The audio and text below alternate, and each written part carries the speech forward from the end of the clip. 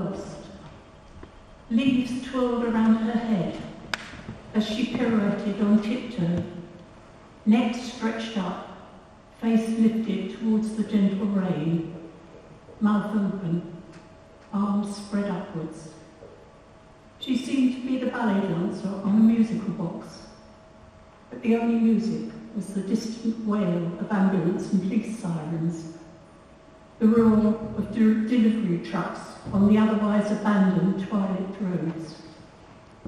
Here in the park, amidst natural trees and shrubbery, the flash of neon signs, the emergency vehicles on the bypass, the clatter of refuse trucks, all were muted and distant, seen and heard through a net that removed her from that strident, violent world, and left her dancing in the half light, hair streaming in the breeze created by her own movement. But music did fill her head, music that seemed to come from the sky as she stared upwards and made out the first stars glimmering dimly despite the city lights. A fox slunk out from the scrubby undergrowth and stood watching her, unafraid, since to him she had a familiar scent. She had been living in this park since the beginning of the pandemic, only emerging in the dark when the streets were deserted to scrounge for food from bins and gardens, when the police themselves had moved on to patrol other areas. Everyone, apart from key workers, was forbidden the streets, forbidden to go out at all, except for their designated shopping hour to collect the supplies they were entitled to, and then resume their confinement. But this girl had no home to go to, no hostel or flat, no friend's sofa. She'd lived on the streets for 10 years now, since running away from home. So when they told everyone to stay at home, she retreated to the densest part of the shrubbery, the unkempt and unwalked areas, shunned even by the joggers and dog walkers.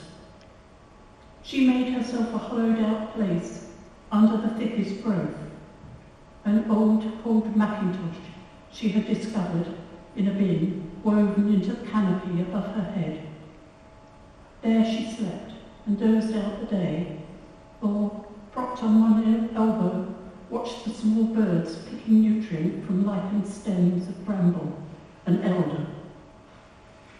At night, she slipped like a shadow through empty streets, only avoiding the patrols briefed to round up and intern strays and drunkards, and those who willfully defied the government's edicts.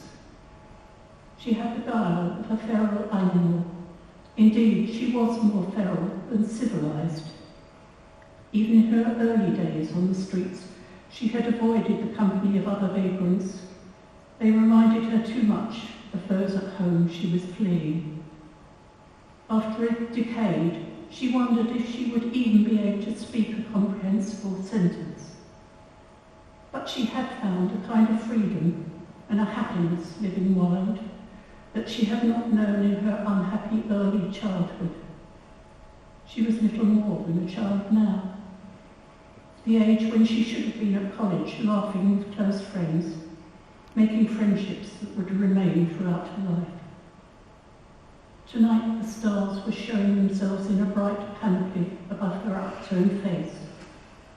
She had noticed that fewer and fewer of the neon advertising signs remained lit now.